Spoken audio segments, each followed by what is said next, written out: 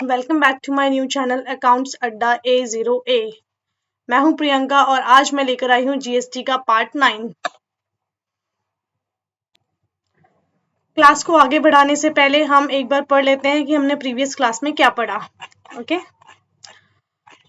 Previous class में हमने पढ़ा GST R1 in detail and GST R3B। GST R1 में हमने पढ़ा कि जीएसटी R1 क्वार्टरली और GST R1 in 3B quarterly and monthly दोनों ही होती है। अप टू 5 करोड़ के लिए क्वार्टरली होती है एंड मोर देन 5 करोड़ के लिए मंथली फाइल की जाती है।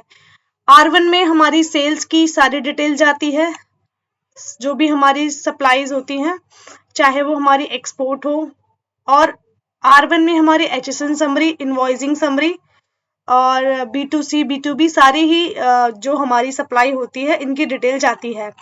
3B में हमारी ऑटो जनरेटेड जो सप्लाई होती है उसकी डिटेल ऑटो फीड हो जाती है एंड इवन आजकल तो जो परचेज होती है उसकी भी ITC, जिसे हम ITC बोलते हैं, उसकी डिटेल भी ऑटोमेटिक ही फीड हो जाती है।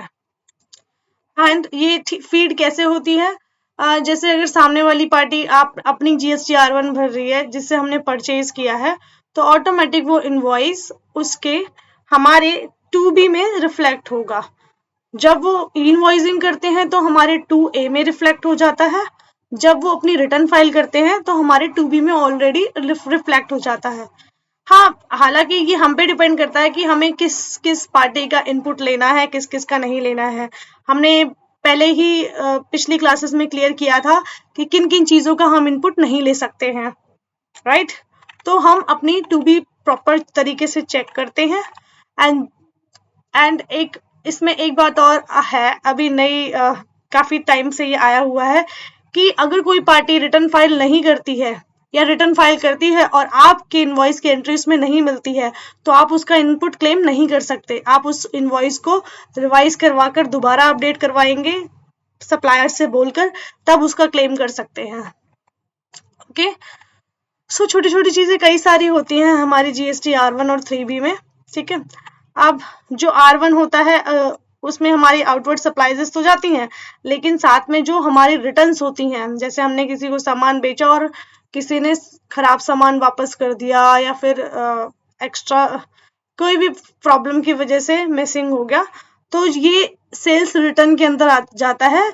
इसकी बुकिंग भी हमारी R1 में ही होती है। जैसे कि हमारे जो परचेज रिटर्न्स हम करते हैं उनकी एंट्री हमारी ऑटोमेटिक ही फीड हो जाती है हमारे GST R3B में, मतलब परचेज में से माइनस हो जाती है, वही हमारा इनपुट होता है।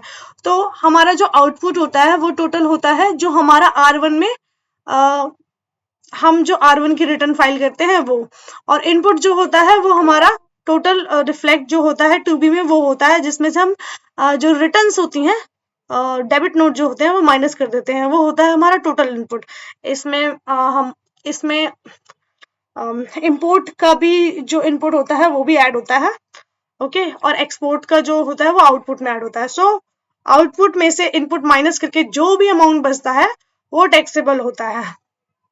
ओके, टैक्स का जो भी अमाउंट बचता है वो टैक्सेबल होता है। पिछले रिटर्न में हमने सीखा कि हमारी रिटर्न क्वार्टरली की कौन सी डेट को फाइल होती है, और जो हमारे हर क्वार्टर के 15th या फिर 13th को रिटर्न फाइल होती है R1। और अगर हम रेगुलर रिटर्न की बात करें तो रेगुलर रिटर्न 11 को फाइल होती है।